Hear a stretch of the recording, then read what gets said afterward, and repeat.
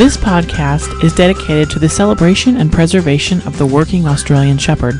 Your Aussie is descended from a proud and amazing lineage of hard-working ranch dogs, identified and cultivated primarily in the Wild West. Contrary to the breed name, the Australian Shepherd is actually an American breed success story. Only in America can a blue-eyed, scruffy dog rise from the dust of the American ranch to become one of the most popular breeds in the world today. The Aussies' beauty, brains, and incredible work ethic and almost empathic connection with their human charges make them unforgettable and pivotal members of the family.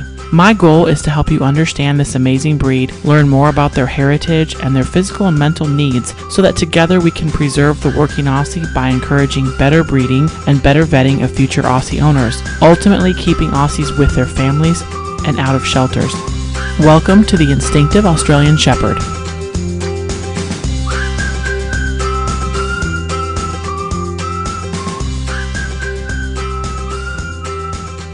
Hello, Australian Shepherd Nation. It's Jacqueline Tinker back here with another excellent podcast episode. I have Christine Tait with me today from Alaska, and I'm going to let her introduce herself, talk a little bit about how you got into Aussies and some of the dogs that you might have right now. Welcome to the show. Thank you, Jacqueline. It's great to be here. Yeah, the way I got into Aussies was a friend of mine had an Aussie, and he was about 5 years old at the time the Aussie was. A blue merle. I did not know what an Australian Shepherd was at the time. We had a German Shepherd for a while when I was growing up, but I remember him introducing me to his dog, and he said, "This is an Australian Shepherd." And I'm looking at this dog with black and white fur, different colored eyes, no tail. And I'm thinking, this is a breed? So I was kind of surprised. I knew nothing. A couple of years later, I was still good friends with this person, and he died in a plane crash, which unfortunately is more common up here than we would like it to be. But a lot of people, that's how you get from point A to point B is in small planes. So anyway, his parents asked if I wanted Max to come live with me. And because of knowing Max for a couple of years, I was just super enthralled with this breed. And I was actually on the waiting list for puppies, for a puppy. And we found out about the accident and they asked if I wanted him, and that was a no-brainer. He was awesome. So he came to live with me when he was 7 years old. And I know that he had never been introduced to sheep. And so we did what herding we can do up here in Alaska. And he was awesome. He was definitely a great fetching dog. We never competed or anything, but I spent a lot of time walking backwards and falling and whatnot. But anyway, he lived to be almost 18. So for me, that's still the norm. I know it's not really the norm, but that's my fantasy. Let me hang on to that for a while longer. Right. So when Max was about 13, and that's when he and I actually started backcountry skiing, believe it or not, he was just a phenomenal dog in excellent shape. I was looking for another dog, a companion dog. And well, one thing led to another. And even though I was looking for like a rescue or something like that, I ended up at this breeder who just happened to have a litter of puppies up in Fairbanks and kind of fell into that she was in fact a reputable breeder, which was lucky for me because I really knew nothing about, what questions to ask other than I really was opposed to merle breeding. That's all I knew. So, she was great. She, told me, asked me questions, what I wanted in an Aussie. And I told her that I was very outdoorsy. I like to go up the mountains. I can be out there for hours, almost a whole day, and wanted a dog that could keep up. And I'd been to an agility trial or two, and I'd watched these dogs and they were just so happy. And I just loved it. And I thought, well, I don't know, maybe sometime I'll do agility. So I got the puppy that, was definitely high drive, high energy. I joke that the womb was tilted and she got all the crazy energy, and that's how Ginger came to be. So we drove up to Fairbanks, which is where the breeder was, and I brought Max, and he had to give his little stamp of approval. And he really wasn't quite sure why we were there. And as we were driving home, and I had Ginger in her little kennel, he kind of looked at me like, "You're kidding me." And he ignored her for the first hour on the drive home. It's about a 6-hour drive. And after about an hour, Ginger just wanted to be loved by him. Finally, after he turned around and kind of sniffed her like, well, okay, whatever. But anyway, so that's kind of how I got into Aussies. And cool.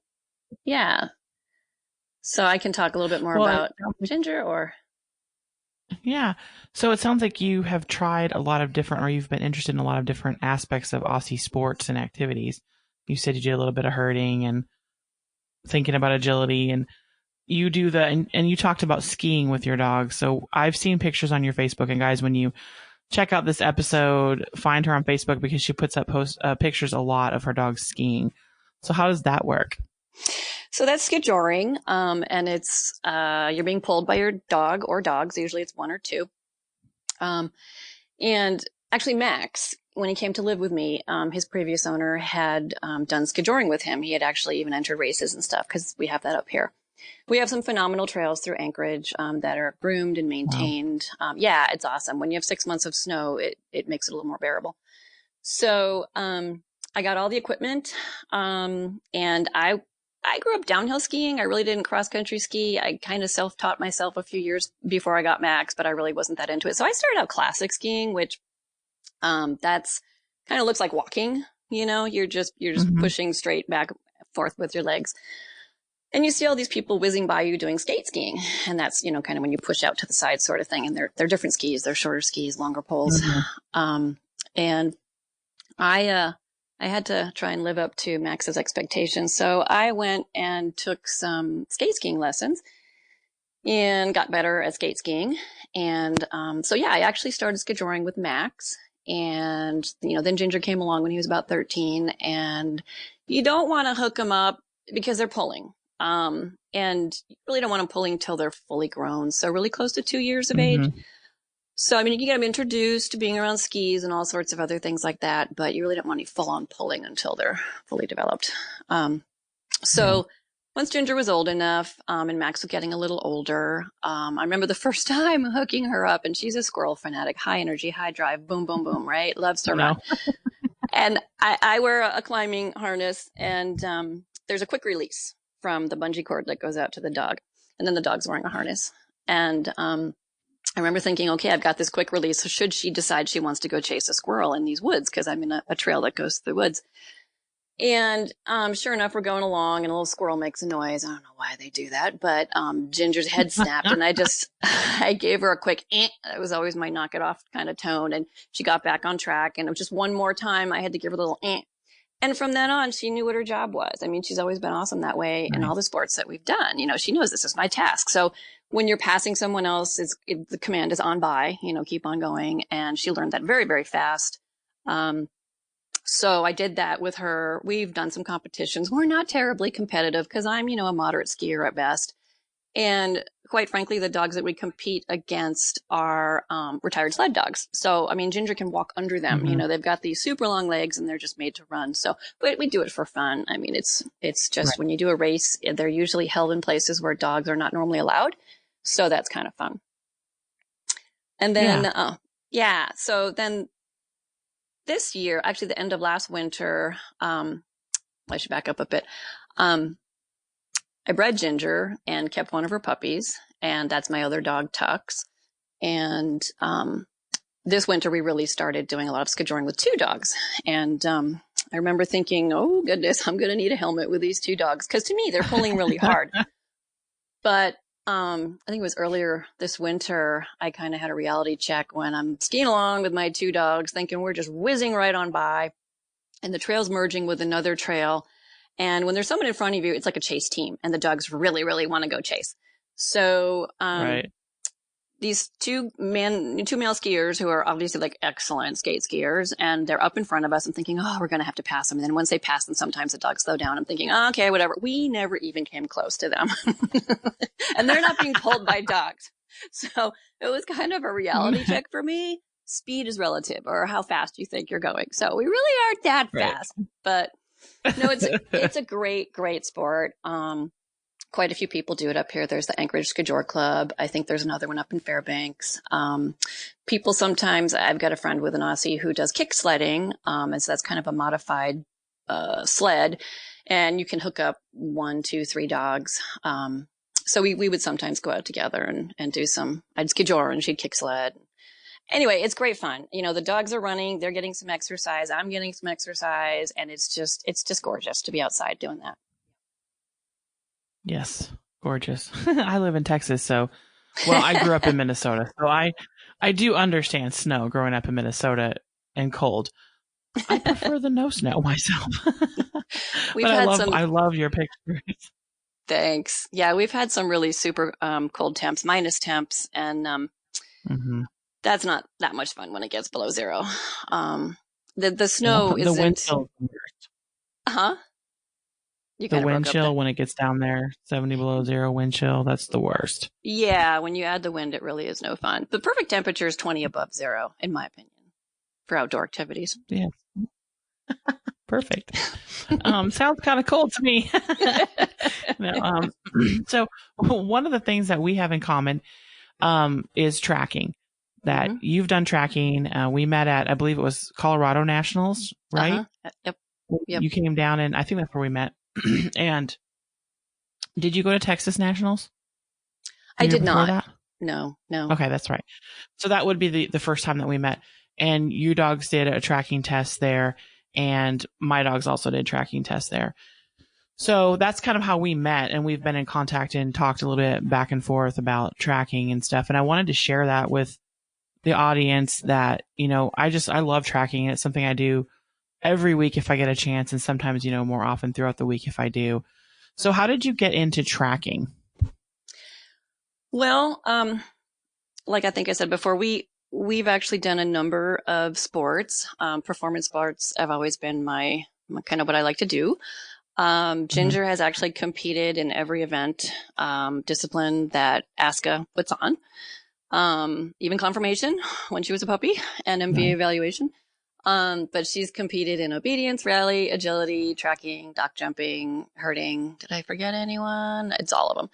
So my favorite events are generally the ones that are a little more real. And what I mean by that is a Mm-hmm. little, I don't know, closer to real life, I guess.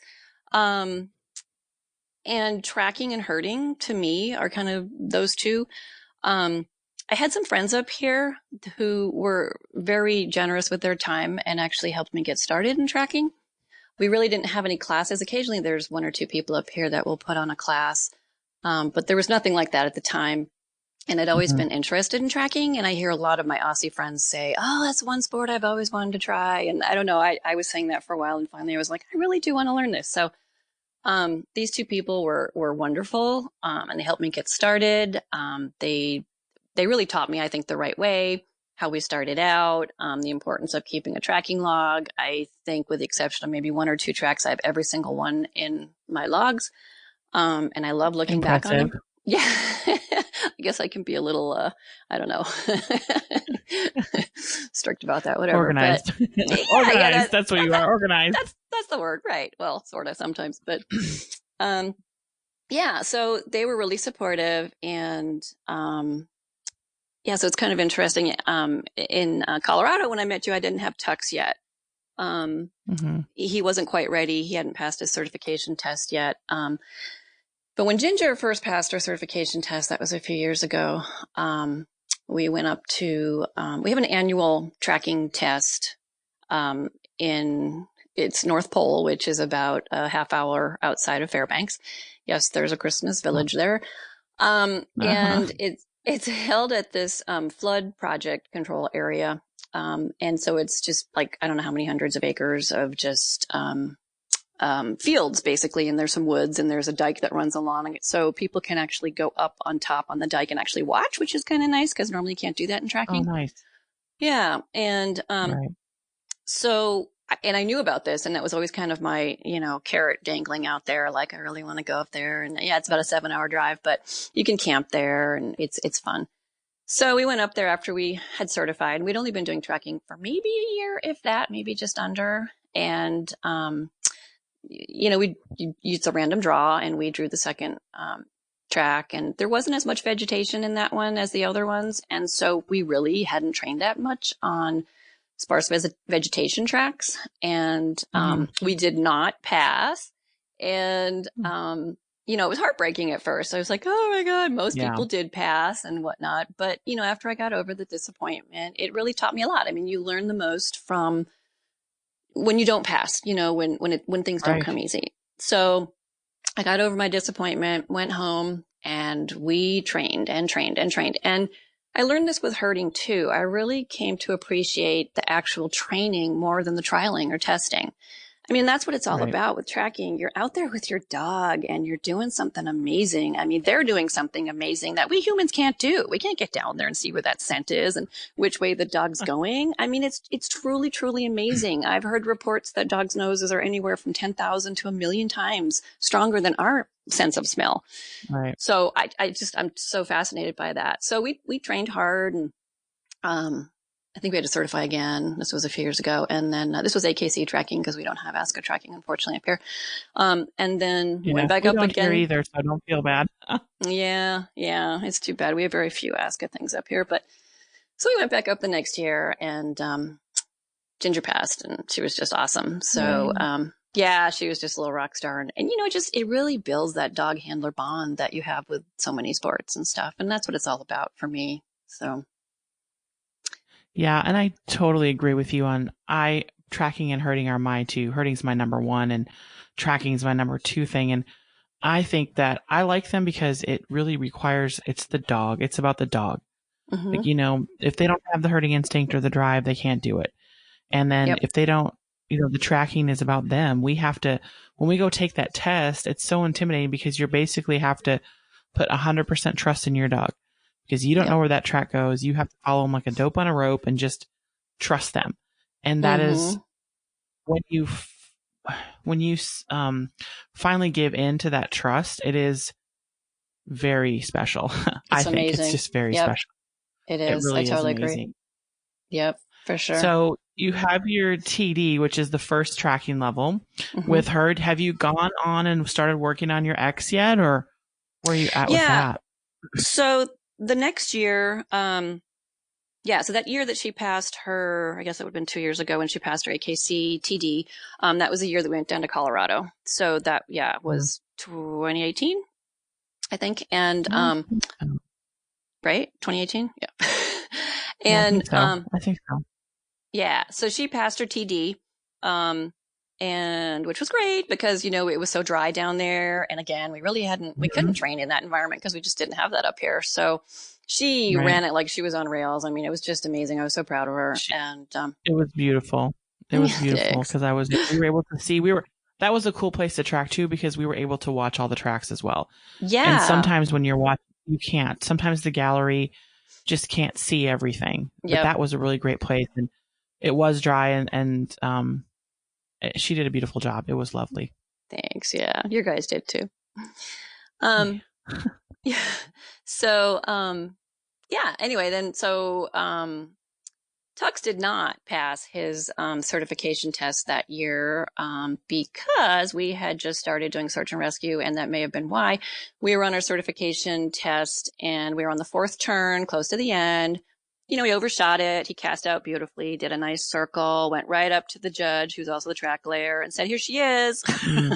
Right.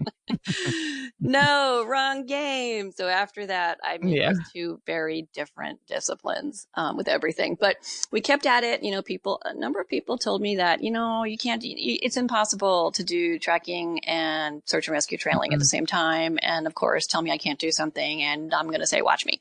So... Right. And I really, because I love both. So I really do want to be able to do both. And there's certain considerations I have to take into account in our training, which maybe other people don't, but that's okay.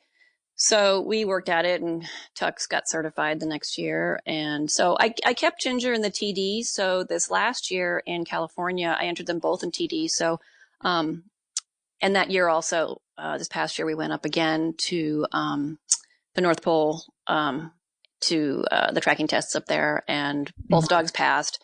Tux did his in 4 minutes. All I could do was watch my footing because it was very rough. I just didn't want to fall. That's fast. Yeah, he's very fast. And the judges were still halfway through the track, and I'm like, "What's the matter? Can't you keep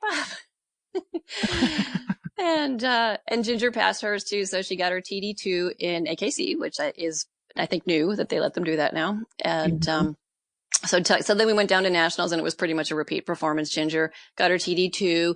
She was these were in alfalfa fields. And so there's no grass. There's nothing else. They're alfalfa fields. Now, we'd never been in alfalfa fields before, and it was surrounded by almond trees and pistachio trees. It was really kind of cool. It was about 20 minutes south of Bakersfield or so. Yeah. And so we did the first. Ginger was up first, and there was frost on the plants, and I was not really prepared for that. Here's the Alaskan, and I didn't even bring like waterproof shoes. Oh, yes. Been there, done that. And it was cold, and I just felt like an idiot because, oh my God, I have, lots and lots of proper clothing for cold weather up here. But anyway, so my feet were sopping wet and squishing by the end. She kind of had a little bobble in the beginning. I think she likes to chew a little grass sometimes, and there was no grass. I think she was looking for it. But she finally got her act together and then took off, and boom, just finished hard. Tux, again, it was 4 minutes. Boom. It was just, wow. There's rows of fields. And so again, all I'm doing is watching my footing. I can't even really watch him because he's just going. Right. So you just have to have total faith that he's going in the right direction. Yeah. I mean, and he is pretty rock solid. I made some training mistakes with Ginger, and I think we all kind of do. Ginger, unfortunately for her, has kind of been my guinea pig dog in all of these sports because she's been my first one. So I'd inadvertently, when we're tracking, like, cause I would set a lot of my own tracks. And so I wouldn't mean to, but I'd be kind of guiding her with a line, and she's going to take every bit of information she can and use it to her advantage. So sometimes I think then later on in the sport, if she can't find it right away, she would look back at me. And so we had to kind of work through that. And she's doing really well with it. But starting with Tux, I was very adamant about like almost doing the opposite, like not giving him any clues. You need to use your nose. You need to tell me where it is. There's certain ways that, I can help. Okay, we need to go back to where we know we had sent, that kind of a thing. But so I think maybe that's part of why he's just Mr. Speed Demon and he has a lot of confidence in it. But they're both fun. So Ginger has TD2 in both AKC and ASCA right now, and Tux has TD in both AKC and ASCA. And we've just started to train in TDX. So that was a long way to answer your question, but we're working now for TDX for both dogs. Yeah. Yeah. So just a break in the conversation for people who aren't really not educated in the whole tracking situation. A TD is, well, ASCA has some new beginning level tracking things that are much easier, but I'm not going to go into that in this episode. I'll do another episode on just the tracking stuff, but historically, TD and TDU were the lowest levels or the beginning levels of tracking. And so I believe it's around 440 meters, right? Yards. Yeah, 440 yards. I think it's up to 495 yards, something like that. Mm-hmm. Something like that. Like it's around 400, 450. And I'm on the tracking committee. I should know these things, but it's late here. So I'm going to use that as my excuse. So anyway. It has 3 to 5 turns. And so they're going to be not natural turns to dogs. Like, if you're watching dogs in the wild, they they do right turns, but they don't walk in straight lines and they go whichever way they want to. But on this test, they have to walk in straight lines and then they have to make turns, either right turns or open turns, and 3 to 5 turns, and find the glove at the end of the track. And then they can't have cut off, they have to stay pretty close to the track in order to pass. Mm-hmm. And then Christine mentioned getting certified.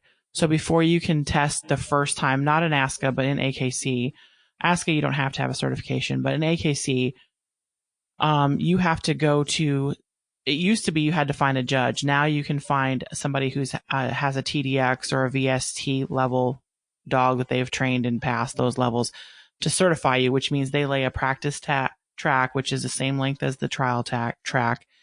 And then your dog has to pass it. And they give you 4 little coupons that you have to send in with your entries. It's just so that there's very limited entries in tracking. And people don't want somebody who's been training 3 times to come out and try tracking, see if they can pass it, when in fact it takes a long time to get to that level. I mean, it takes a lot of work to have a reliable, dependable dog, even at a TD level, I think. It takes a lot of people's effort to put on a test. They lay them out the day before, and then you've got your track layers, you've got your judging, putting the test together. I mean, it's just a lot of people's time, a lot of volunteers put a lot of effort into it and stuff. So you really do want to be ready. So it makes perfect sense to have that certification test first. Yes, it does. And it gives you a realistic idea of what you're about to face, because if you've never done it before, I know that I had no idea. The first time was just such an education. And actually, my first time was at ASCA Nationals in Texas, was the first time I'd ever run any kind of testing track other than this, the certification. But it's a big shocker to you exactly what it's like. So, and you're right, it takes a lot of work. You've got judges and track layers and test secretaries. And usually because of the limited space, you probably don't have as much limited space here or up where you're at as we do down. We have a hard time finding the space to do the tracks because you've got to have what is it, like 100 acres for an X? And I mean, you have to have a lot of land to do these tracks. So you don't have a whole bunch of track tests that you can do. So each test is often limited to 6 to 8 dogs, 10 dogs, maybe. So the clubs aren't even making money. The judges are doing this usually for free.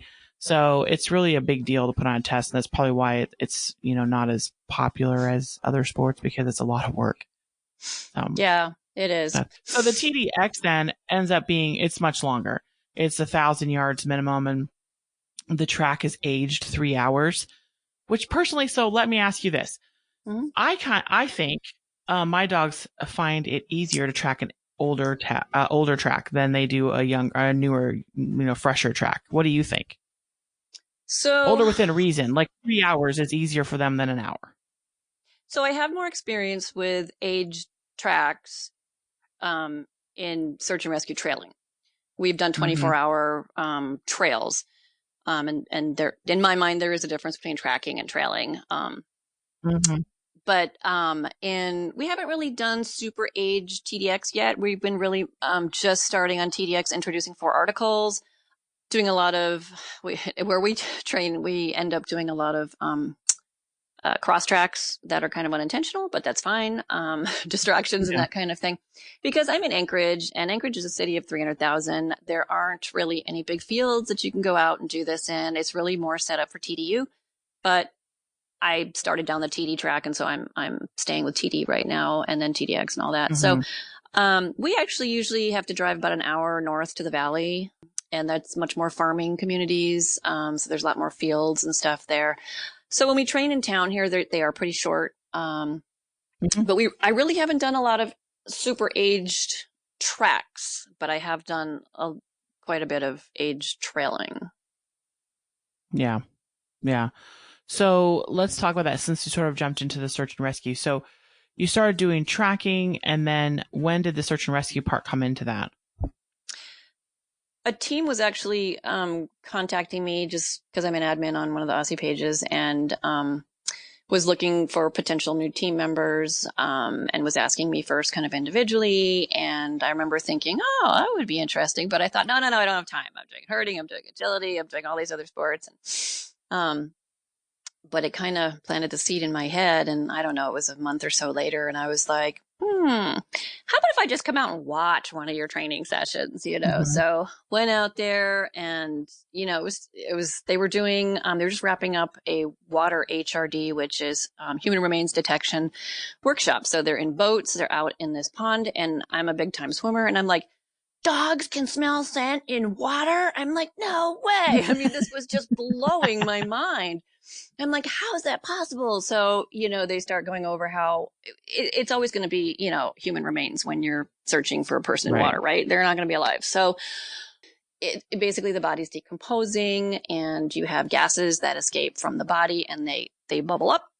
And so you have to take into account the current of the water. And then once it hits the air, there's air current. So there's all this stuff that the handler needs to be thinking about. You're also directing the boat, like which way to go. Your dog is on the boat. So I was watching a couple experienced dogs, and it was just amazing that they could find this. So anyway, that was kind of my introduction. Then we did quick little runaways. At the time, I've always worked both dogs, and they're both always with me, but they really just wanted me to work one dog, which kind of makes sense. I mean, you're brand new to search and rescue, and, I've never done it before. So it's like, pick one. And Ginger was a little older. Tux was a year, and it's optimal if you can start your dog at least under 2 years. Not always required. Right. It really depends on a number of things. Largely your dog handler relationship and how much dog training experience you have. And other things. But so I was just working Tux. We did some runaways, and he loved it. I mean, he loves everything, gives 110% in everything he does, Mr. Crazy Boy. And, So we were just, I mean, I took quite a while before I finally said, okay, I'll fill out an application, because it's a commitment. It's not a hobby. It's kind of a way of life. I mean, it's Yes. a lifestyle, when you do search and rescue, because you're making a commitment. Yep. Someone's life can be in your hands. So you have to kind of take it seriously and decide to make the commitment or not. So I knew it was a big commitment. So I really weighed pros and cons and how much driving I'm going to have to do. And, you're forking out your own money. It's all volunteer. Everything you do is on your own dime. So, but I'm like, well, I do dog sports. So that's not really any different right there. I'm used to that. So that's not a big deal.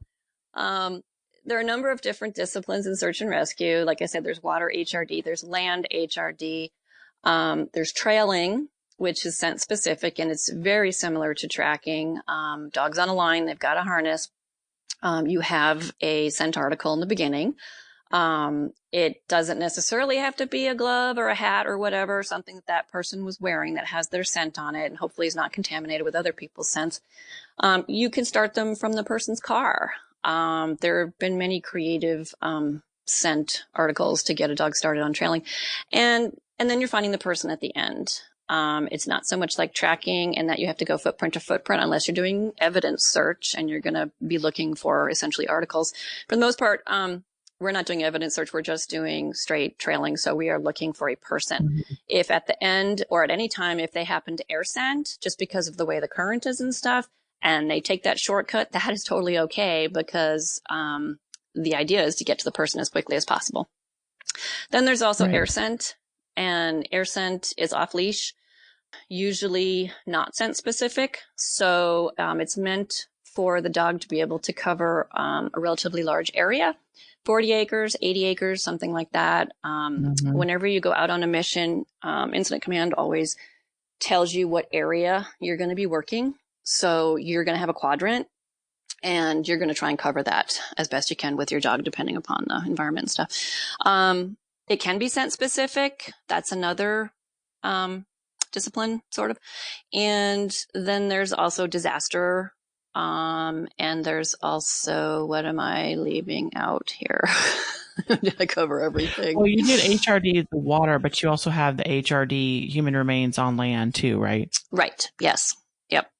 And I'm training with both dogs now, in trailing and HRD. Usually start with land HRD and then work your way to water HRD, because water HRD is a little more difficult.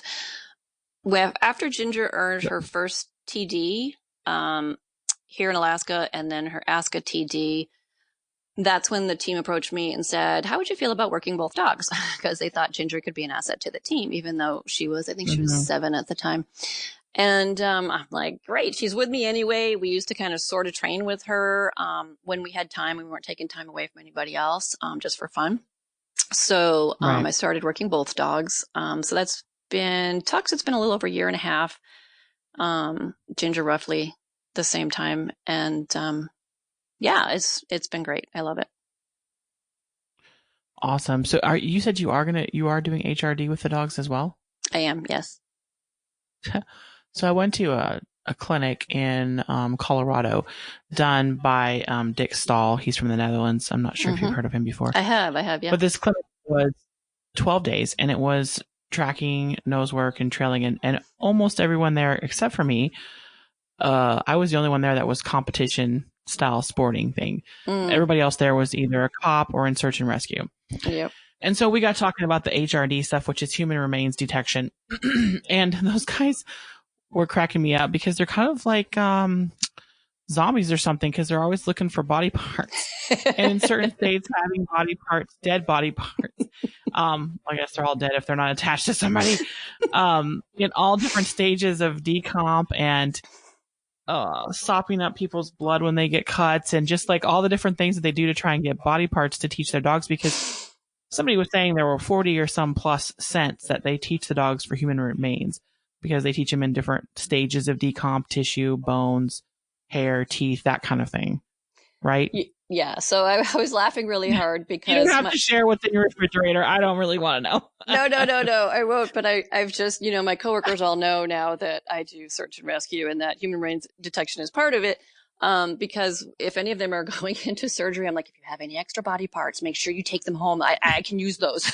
We can give you a letter from the team to make it legal and everything. So I'm not kidding. I mean, I know well, you have to make sure these are people because they might otherwise kind of look you up and down sideways and think you're a little strange. But I'm laughing because, yes, I would have thought that was weird too. But now that I've been doing this a while, that is totally normal. You can buy bones online. I mean, this excites me. This is awesome. I can buy human bones online, And here's an interesting tidbit. I was just going to tell you, in Europe, you're not allowed to have human remains at all. So they cannot train with them. They use pig parts, believe it or not, and it works. Yeah. So I don't know if that means if you're going to go kill someone, bury him in a pig farm over there. But that was a joke. It was a joke. But it works. I mean, because they have success over there with doing it that way. But so it's interesting. Different countries. I mean, the legalities definitely enter into having human body parts. You want to have records for everything that you have. Yes, you need to. And in California, it's also mostly illegal.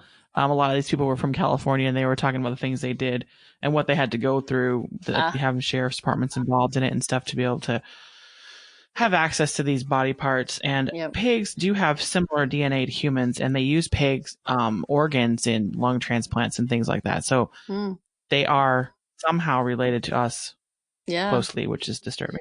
Yeah, I guess we eat the same stuff. Yeah. I guess. So I was in an agility class one time, and there was a lady there that does search and rescue, and she has that shepherds, and she had her dogs had just found over 200-year-old remains of Native American twin children that had been murdered, and they were really deep in the ground. I can't remember how deep they were, in Oklahoma. So Oklahoma's really dry, and these 200 years old, and they found these bones. I was just amazed. I could not believe it. It was pretty awesome.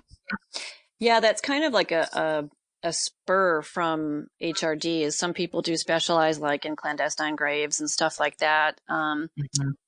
People there's different training you can go to, because I've been looking at various training in the lower 48 where you can get exposure to full bodies and stuff like that, because we just don't have that up here. And the reality is, when we go on a search, that often can be what you're going to be finding is a whole body. And some dogs can actually kind of freak out about that. It can turn some dogs off. And you don't really know what your dog's going to do until you actually come across that. So for me, I would love to be able to take my dog somewhere and have that exposure in a training setting, and introduce it to them in a safe way, kind of a thing. But there's training out there for doing that. Like they go to old, Civil War graves and stuff, and it's phenomenal. It really is. It's amazing what they can do. It does take training. You don't just walk Fido out there and go, hey, find me.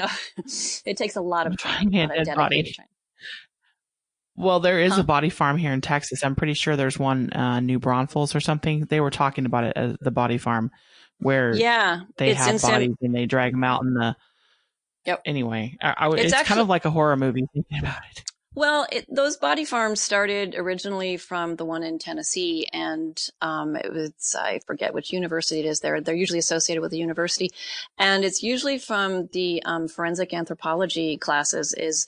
There are people up here in Anchorage, police that have actually been sent down to in Tennessee to that body farm, and they learn how to properly excavate a dead body and saving, clues and all that kind of stuff. So there's that aspect of it. And actually the largest body farm is in Texas. I think it's in San Marcos, if that's correct. Yeah, San Marcos, that's it. Yeah, there's actually two places, I think 2 body farms in Texas. I forget where the second one is. There's actually 8 or 9 in the U.S. There's not too many north. There's only one north. I think it's in Northern Michigan University, and they just started in 2017, and they don't have any training with dogs yet. Kind of hope they do, because it's a little bit different. There's one in Colorado. Well, that's going to be arid, high, dry, to see how bodies decompose. In Tennessee, obviously, it's going to be very humid and hot. And so they decompose more rapidly. When you're in a really cold environment, they're going to take a lot longer to decompose. So it does fascinate me. I find it kind of interesting from that aspect. So, but yeah, there's quite a few body farms, and there's more and more springing up. You can donate your body to these places. I think it's awesome, right? I mean, instead of just being burned up and who knows where you end up. You can actually help someone do research for good, for good stuff. Yes. Yes. We have lots of body farms in Texas. Imagine how people get there. We won't ask too many questions. Right? So with search and rescue, I've thought about doing that myself, but I was a volunteer EMT for like 20 years and kind of burnt out on living by the pager. But I think it's really cool that you're doing that. So what do you think, what are some of the main differences between, competition tracking and search and rescue? And how did dogs kind of see things in pictures. You were talking about how you had to adjust your training because you don't want to confuse them because there are these differences. So what do you do to kind of create a different picture for them so they know we're doing search and rescue or we're doing tracking? Right. So what's worked for me, and other people may be doing different things, but I make it two very different games. Tracking is one game. And when I say tracking, I mean competitive sport tracking, and trailing, I'm talking about search and rescue. Sometimes people call those the same thing, trailing and tracking. So for me, tracking, I have a certain vest that I wear. I have a different line that I'm using. Both dogs have different harnesses, and I have a different command. I always, in tracking, do the same setup. It's similar to the trailing setup, but in trailing, especially for the start area, a lot of times you have like maybe a parking lot where you have to start from, and the dog has to find where the person exited that start area and then get the correct direction of travel. So basically I have different lines for each one. I wear different things. I have a pack when I do search and rescue, and different commands and different harnesses. So try to make it, as different as possible. Some people, especially in search and rescue, that they'll throw in articles all of a sudden. Everybody does their own thing, and it really depends what you're training for. I'm going for a specific certification, so I'm adhering to that, what I'm looking for as far as training in search and rescue. And I really do want to keep doing the competitive tracking as well, because I really, really do enjoy doing that. Well, there was a time not that long ago when I started tracking, which was 4 years ago with Harley. I was told you cannot do nose work and tracking at the same time because it'll confuse the dogs. And then come along my friend Sherry, who does nose work and tracking, and her dog's, doing really well. They are so smart and they are so capable of knowing the difference. They can understand the difference between this game and that game. I think if you're clear like you are and paint a different picture for them, they'll be like, hey, this is the game we're playing now. So I think it works. And I kind of think more experience, like with the nose work, it didn't make sense to me that they couldn't do tracking and nose work. I heard all their reasons, but I'm like, wait, it gives them more experience with their nose. Like they're getting better and better, and their brain is creating new synapses and new pathways every time they're using their noses. It can't hurt them. It's got to be good for them. Right. And I really do believe the more sports and activities that you do with your dog, the stronger your relationship with your dog is. And that's what dog training is all about, is your relationship with your dog. Oh, for sure. For sure. Yeah. So we did barn hunt too. Oh yeah. Barn hunt. Yeah. That's not an Alaska thing yet. No.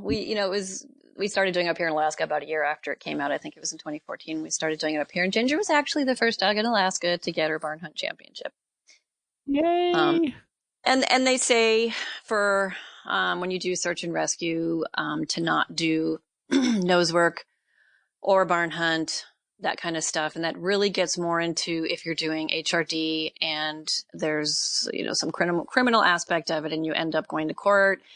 That's a whole different ball of wax, but that you're going to be under scrutiny, and what was the dog really sniffing? And not all of that makes sense to me because I haven't really learned as much about criminal aspect of HRD and being in court and whatnot. But anyway, so we don't really do barn hunt much anymore. She already has her Ratch X, and but it was great fun. I mean, she really enjoyed it. And, yeah, and I think if you're not doing that, where you investigative stuff where you have to steer clear of that, the more you can do, like you said, it builds a relationship, and it builds the ability for the two of you to communicate with each other. You learn how to communicate so much more effectively when you're doing this kind of training for any kind of sport and multiple sports. So, and that definitely benefits it. So when you're doing search and rescue, you have to do certifications before you are eligible for callouts, or how does that work? So most people join a search and rescue team there are some people who do it independently, but it's much more difficult to get started. You will be affiliated with a law enforcement agency. Up here in Alaska, search and rescue teams are dispatched by Alaska State Troopers. Sometimes Anchorage Police Department, but they're always in communication with Alaska State Troopers.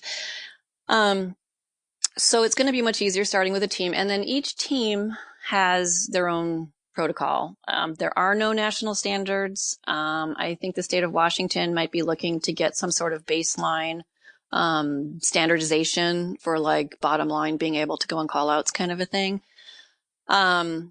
In Alaska, there are a number of different teams. Some of them have their own internal certifications, and that's all you need.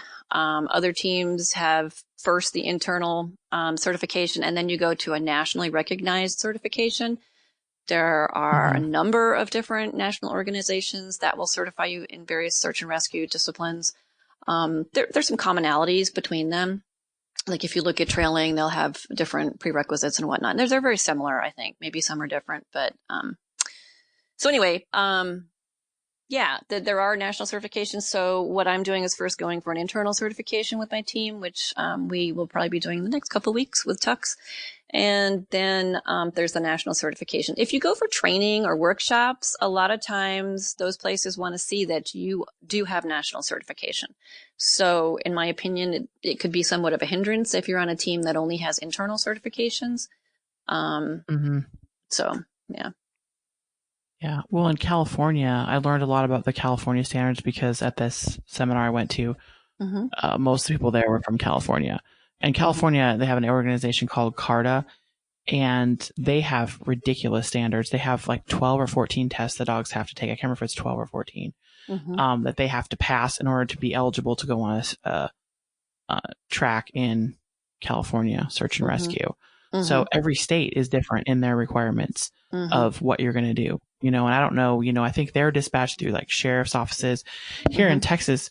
You can join any search and rescue group, and then that search and rescue group is contacted by various law enforcement agencies that they have a relationship with. Right. And then they call them out, and, it's a lot less formal here. And so it's very sporadic in how all of that is enforced and all the training and requirements and stuff. And I know there's organizations that are pushing for some sort of standardization across the country. Just, I guess, it makes sense in a way because, you don't want to go out on a big search and have dogs that aren't trained. It's kind of like the certification in tracking tests. You want to make sure the dogs are at least semi-prepared because some people take it very seriously and other people obviously don't always do the training that they need to be doing. So anyway, that's really neat that you guys are getting certified and getting ready to go out. So how many call outs a year does your team get? It varies. I think in the last year or so, we've had maybe 6, which is not all that much. We have an organization here, Alaska Mountain Rescue Group, and they sometimes are incident control.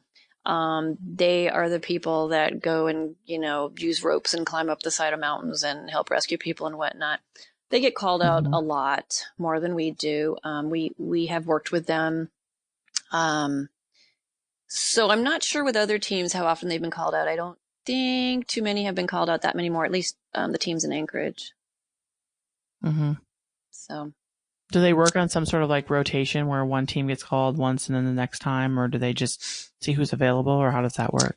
They pretty much see who's available. I mean, the way it works from my end is I'll get a text that, says, hey, heads up, we may be getting called out, so that we can let them know what our availability is. Then we'll usually get an email with more specific information. We don't always get that much information. I mean, what we're told is, of course, confidential. And often we're told where to go and given minimal information. We can ask questions. If it's something that's dealing with human remains, they may not tell us all that much. They tell us what they can, because obviously there's a criminal case that's going to be involved usually. And we go from there. So a lot of times all we know is, if, for example, it's this area, we think this might be the person's car, and maybe a little more information than that. And here you go. These are like the acres that we think this person might be in. So Yeah. And And so you sometimes, teach your dogs have to pick up a scent. Like in tracking, competition wise, you start at a point and they say, this is a start, here's an article, this is where you start, and there's where your track goes. But what you guys are doing is your dogs are having to actually find where the track even is if it exists, right? well, so it depends what discipline you're working in. So trailing, you do start from, you need a scent article because it's scent specific. You are looking for a specific person. Sometimes that may mean somebody goes in the car with gloves on or whatever, and they go in and they try to get something that they think only the person has touched, and they put it in a Ziploc bag, close it up, and give it to you. And then you can, if they think, hey, in this parking lot, he was somewhere in this parking lot. And there's a certain way that you can search a parking lot to try to find out where it takes off. Dogs are taught not to backtrack. Actually, backtracking is another discipline. In other words, you only want your dog moving forward to the fresher scent, not going backwards.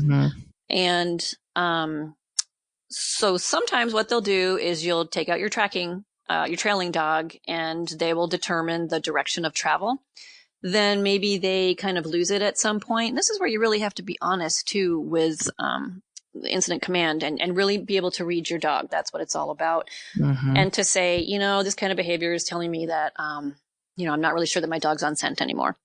So maybe at that point they might call in an air scent dog, because air scent again works off leash, and they're going to cover a larger area and be able to maybe pick it up again. Or maybe you just get called out and you don't know where this person was, and so you just use your air scent dogs. It really depends on the individual situation. And then if there's a high probability that it's going to be human remains, then you're going to call out HRD dogs. So each situation can be very different. Yeah. So the difference between the trailing dogs and the air scent dogs, the trailing dogs are given a scent of a specific person. Air scenting dogs are just trying to find humans in a space. Hot scent, right? Right. Air scent dogs can be scent specific. Some people do train for that. That's a separate test if you're going for national certification. So they can be, but again, they're going to be off leash and they're going to be covering many, many acres. Like I said, 40 to 80 acres potentially. Yeah. Whereas trailing it's very much like tracking, although it's not footprint to footprint because you're not looking for articles. You're looking for a person. But yes, trailing is scent specific. So how do you motivate your dogs to track? Like what is their, with herding, stock work, it's there, it's not, and it's there, it's there. Right? That's their own internal motivation. We don't have to give them a cookie to herd sheep. How do you get your dogs motivated to track either search and rescue or regular tracking? So I guess it's kind of a double-edged sword. My dogs have inherent motivation, probably too much. They're very high drive, high energy, beautiful. I mean, that sounds like your typical Aussie, really, but whatever I ask them to do, they're like, yes, how high do we need to jump? Yes, how far do we need to go? It's like, yes, let's go, go, go, go, go. And sometimes Tux especially gets so excited that he calls what I call redlining almost. It's like, dude, we need to kind of reboot. Let's take it down a notch. And like for me, congratulating them or saying good job, I don't go, yay, good job, because they're just going to explode out of their skin. My, praise is like, good job. Actually, that's not true. When they find the person, it is party. Right. They don't really need to be motivated. Once they understand what their job is, I mean, I guess that's challenges. Like I heard someone say, my Aussie can learn anything that I can find a way to teach them. And because we kind of came from the tracking background, trailing was kind of a natural. You start with runaways. So, I mean, it's fun. What's going to be more fun? Finding a person and finding an article. So it really wasn't that difficult to get them started in it. I mean, in the beginning, you're holding them back. The person has their toy, the subject, and they're running away. Hi, puppy dog. And they're running away. Right? I mean, my dogs are like, well, I can barely hold them down. Right? So they run after them. And then, the next time you do it, the person runs and they, all excitedly and they duck behind a tree, and that kind of thing. It's like with avalanche is the other display I was trying to think of. So an avalanche, the person runs and disappears into like a snowbank, and I swear to God, every single dog that is just starting out runs right past them. Where'd they go? They were just here. But anyway, so motivation for my dogs is not really a problem. They're search and rescue has a lot of herding breeds and hunting breeds, but that's not to say other dogs can't do it. There are many rescue dogs, mixed breeds. almost any kind of dog. I mean, there's some that, don't work as well, but, yeah, so I've seen other people have to kind of build motivation. So basically you determine, it's kind of like with agility. Is your dog toy motivated? Are they food motivated? Praise motivated? Mine are all three. So in the field, it's easier to work the toy. Some people just do praise. I kind of really do want to make a party when they do find that person plays tug with them or throws the ball or gives them treats or whatever that reward is for them. And it is party time. I mean, you go overboard and you just think like, this is the best thing in the whole wide world. You make an idiot out of yourself in front of the dog and they love it. So you progressively make it more difficult. You make it the trail a little bit longer. Eventually you're going to age it. You don't want to do both of those at the same time. You do one new thing, every time you, train. And it's always that reward at the end is super, super important. Yeah. So you have working lines. Your dogs are from working lines because they do herding, right? Yeah, Ginger's outcross. She does have some show lines in her, but they're working lines in there too. And Tux, I bred Ginger a little more to working lines. Yeah. Yeah. So what impact do you think that has on their drive to work? Do you think that's a really important part of it? Oh, most of my friends are dog people and most of my dog friends are Aussie people. And, it's because Ginger is kind of an outcross. It's really hard for me to say. I mean, like I said, she has more energy than really any dog should. And Tux definitely carries that too. I've seen some really mellow dogs that are maybe more show lines. I've seen some show dogs that still have tons of, and I really don't know. I don't think I could really say for sure one way or the other. Enough. Yeah. My own personal experience. So yeah. Yeah. Well, it is the instinct of Australian Shepherd. So I wanted to ask that, and fair enough. That's a good good answer for that question. So cool. So let's see. What else do we need to know about search and rescue? So if somebody was to say, hey, I really am excited about this search and rescue thing, how much time each week do you do training? Each training session is about 3 to 5 hours. And I am training, especially since we're trying to get certified here. And because I work 2 dogs and I do 2 disciplines, I'm training at least once a week. Sometimes I'm doing 4 times a week. HRD is easier to do on your own if you have your own source. But if you're doing trailing, that's a little more time consuming and you're dependent upon other people helping you set trails because it's not like tracking. You can't set your own trail. Someone else has to do that. And then you usually have a support person with you as well. And if you want to age it, you've got to work that into it. You've got to have the space where the person can come back out again. And then when it's time to go back in, they go in backwards and then get into place. So it's many hours. It can vary, but I would say on average 3 to 10 hours a week easily. Yeah. I'm pretty much on your weekends, right? Yeah. We'll do after work. I mean, right now it's kind of dark up here, although it's getting lighter. But we train in the dark too, because we could have callouts in the dark, which would be in the winter. We can train in headlights. It's important to train in the winter too. It's important to train in the cold conditions because the scent, can be different to the dog. Train in windy conditions, train in hot, train in somewhat urban. I am more wilderness, with my team. But like I said, the start can be in a parking lot. So scent does not cling as well to concrete and hard surfaces like that versus vegetation. So especially if it's been windy or if let's say it's been aged 24 hours, that scent could be all over the place if cars have been driving all over it and people have been walking all over it. And, yeah. So what's the longest aged track that you have run? I think we did, I know we've done a few 24-hour tracks. We've done a 22-hour trail, sorry. Yeah, I think that's pretty much the oldest that we've done because you have to set it the day before. And again, usually it's great if you can have another person there so that can be your support person. Then when you're running it the next day to make sure that you do know, in fact, know where it is in case your dog goes off. You don't want him to go off too far. Yeah.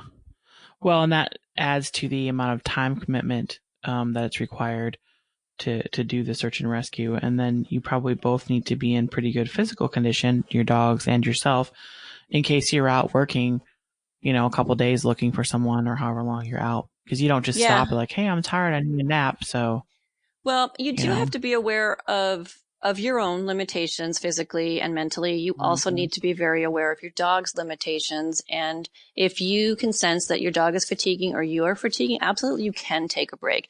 I mean, because there's no point, someone's life is potentially, on the line, and you need to make intelligent decisions that, your dog's not going to collapse in front of you. There was, I forget exactly where it was, a few years ago, dogs have died from exhaustion on search trails and stuff. There was a disaster dog that pulled out, I forget how many people, and then like died. It was horrible. And that can happen, you get in the moments and you want to keep, helping, but it is very important to know your limitations. And if your dog is working in such a way that you really think they've lost scent, you need to be honest. You need to be 100% honest and say, I think we've lost it. Maybe they'll pull in another dog team. If you get tired, it's great if you have others that can go in there. If you're uncertain of an area, maybe another dog team works the area after you. There's absolutely nothing wrong with that, Right.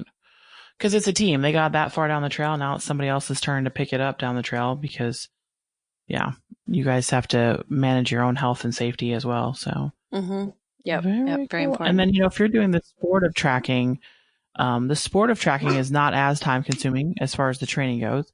However, if you want to be good at it, you need to put in the time, and it does take time. When I go out on Saturdays and Sundays when I'm home and not doing herding trials with my group, and I have a group of people that we just track together, and it's awesome having other people. And we lay our own tracks most of the time because I find that it's easier to train my dogs that way. But we spend, 4 or 5 hours on Saturday and 4 or 5 hours on Sunday because somebody on the team is aging a track for 3 hours and some of us are aging 45 minutes, and everyone's doing different age tracks, but it's a very time consuming sport, and it takes a long time to get the dogs. It takes a while to get them so that they're very solid and understand 100% all the different possibilities, and you can't even train for all the different possibilities out there. So I learned that definitely after we failed our first test and realized we just didn't train enough. Even though we trained almost a year, it wasn't enough. We haven't trained for this specific circumstance. That's one of the reasons I've kept really good logs and tracking. And for search and rescue, it's important because they look at those when you go to get certified. They'll look at your last 6 months of your log and to make sure that you're at the level that you should be, that you're working on exercises that, are at that same level that you're going to be testing at. So I totally echo what you're saying about putting the time in. There's no substitute for it. There's absolutely no substitute for the time, whether it's tracking or trailing or any search and rescue. Exactly. You have to put the time in, and it is very time consuming, but I would just think it's the most peaceful, and it's so much fun. It's very relaxing. It's non-competitive, really. You're competing against yourself, and search and rescue is a little bit more stressful because of the high stakes. So there's a little bit more pressure, I should say. But, with the tracking sport, you're outside, you're in the fields. It's, it's just beautiful, and all your friends are there, and it's just really cool. So it's totally worth it, to go 4 or 5 hours a day to track. Besides that, you get your steps in, that's for sure. It is enjoyable, even in the bad weather. I mean, I've been tracking when it's blowing sideways, but when your dog does great in those horrible conditions, that's just even more of a rush for me. It's like, my dog is awesome. We're an awesome team. I mean, it all makes it worth it, to say your dog can do this in bad conditions too. And you roughed it out. And it's always great on those bluebird days and stuff, but or it's snowing and, whatnot, or that kind of thing up here. But or you had a terrible wind. Our first test at Nationals in Texas was very windy, and several people were just like, oh my God, the wind is so bad. I'm like, hello, we live in North Texas. It's windy every day. So it didn't even phase us, because it's like how we train all the time. Right. So, it's pretty cool when you get out and your dog does something really hard and you go and tell your friends, man, my dog's a badass, and then you tell your friends, are like, because they don't understand. They have no idea unless they're tracking with you. Yeah. No idea what happened there.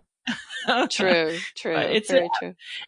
And I just want to say that, ASCA has done a really good job of trying to make tracking more accessible. We've created a couple of new programs for beginners that are much easier to start in the sport of tracking. So check that out. If y'all are listening to that, because they've added some really neat stuff. I'll do another podcast episode on it. and talks more about what we've done with it. And then, if you're interested in search and rescue, check around to search and rescue area groups in your area. It just depends on what state you're in. We have a truckload of them in Texas, and some are very welcoming and some are not. And if they're not, just go find another one that is welcoming. And a lot of them, at least here, because we have, a lot of dog handler teams that are interested in tracking, you may have to put in time as a flanker for a year. You may have to go through their program of training before you even get to work your dog. So, and the search and rescue groups in my immediate area don't have trailing dogs. They're all air scent dogs and disaster dogs in my area. So they don't even know how to work a trailing dog. So you may have to be willing to go to classes and clinics and understand if you're interested in trailing, or you may take air scenting, or, there's just a whole variety of things that you can do in search and rescue. Yeah. There's a really good book too, by the way. I'll just plug this. I got mine on Audible, but I think it's available on Kindle. It's called Hero Dogs. And it talks about a lady in California who took dogs that nobody wanted and turned them into search and rescue dogs. And a bunch of her dogs ended up being at ground zero on 9/11. And so she wrote about the standards for search and rescue. And there's a lot of really great stories in there. And it's a really great book. So if you guys get a chance to listen to that, that's awesome drive time listening. There's also a number of, Facebook pages that you can join too for search and rescue. If you just do a search for search and rescue on Facebook, there's a lot of them, and they go by discipline, or if you're looking for canine search and rescue training or that kind of thing, there's a lot of social media resources out there. Yeah, and I know that Dick Stahl is coming back to the U.S.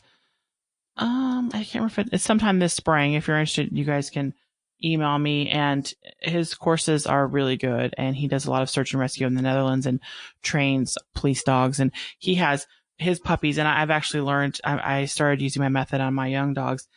He teaches his puppies to track nails into the ground, pounded into the ground. And so those dogs find nails. That's how accurate their footstep tracking is. And they use them. It's very urban over there. And so they use a lot of, they need a lot of urban dogs that can track on cement and concrete and stuff. And it's pretty impressive. And it's a very different way of thinking about tracking. So I know that seminar is amazing. Vincent Ramirez is a sport tracking instructor, and his clinics are amazing for the sport of tracking. Those are the two that I can think of that I've learned the most from in the last couple of years. But anyway, if you guys get started, if you find a club in your area that does it, even if it's AKC, if you're interested in the sport of tracking, find a club in your area and just hook in with them, and then, find some tracking buddies and start doing it. And you're going to learn on your first dog a lot. Just be okay with that. The first dog, just a lot. And I've had to go back with Harley because I went to a club and a class, and it was helpful to get started, but I had to progress farther on my own because we ended up she's very fast, and she runs really fast. So I had to teach her how to make corners because she would just keep running. So, you just have problems, and it can be frustrating, but it also is a challenge. And it's like, hey, how are we going to fix this? Because she's really smart and capable. And how do we fix this? And it's just super cool to see them doing things that are so natural to them. And so we can't do that, things that we can't do. So it's pretty neat stuff there. Anything else you want to share with anybody that's wanting to get started in either of these sports or disciplines? So I would just, you pretty much covered it, but definitely if you're interested in search and rescue, try and find a team that's in your area. And if there aren't any, you don't know where to start to find them, you can contact your local law enforcement, and they might be able to point you in the right direction. Pretty much you covered all that. But they're both a lot of fun. Definitely a little time consuming, but so worth it, right? What else are you going to do? Watch TV on the couch or something? I mean, get out there with your dog, right? It's awesome. That's right. Get out there and get some exercise with those dogs. Yep. The dogs will appreciate it. That's for sure. Oh yeah. And there's just the biggest joy in my life to be able to work with the dogs that I have, and just that dog handler bond. It's just, it's amazing. It's indescribable. I love it. It really is. And I'm really excited. Thank you for coming on, our show and talking to everybody about what you're doing with your dogs. It's fun to watch you, and, Guys, make sure you follow her on Facebook, or at least, stalk her on Facebook and watch some of those really cool pictures and videos of her dog skiing. And as you get further along in search and rescue, I'm guessing you're going to see some more videos too of your dogs in training. Yeah. So, yeah. Well, thank you for having me. It's been great chatting with you. Hey, and that's the show today. Thanks for joining me. I hope you really enjoyed it and got to learn something about this amazing breed, the Australian Shepherd. Join us on Facebook. We have a private group called the Instinctive Australian Shepherd. Join the group and join the conversation there. You can also find us online at theinstinctiveaussie.com. That's where you'll find all the show notes, the links to anything we talked about this show, and all of our past episodes. Subscribe to this podcast on iTunes, Spotify, or wherever else you find your favorite podcasts, and that way you'll be the first ones to know as soon as an episode is uploaded. All right, everyone, I'll see you down the road.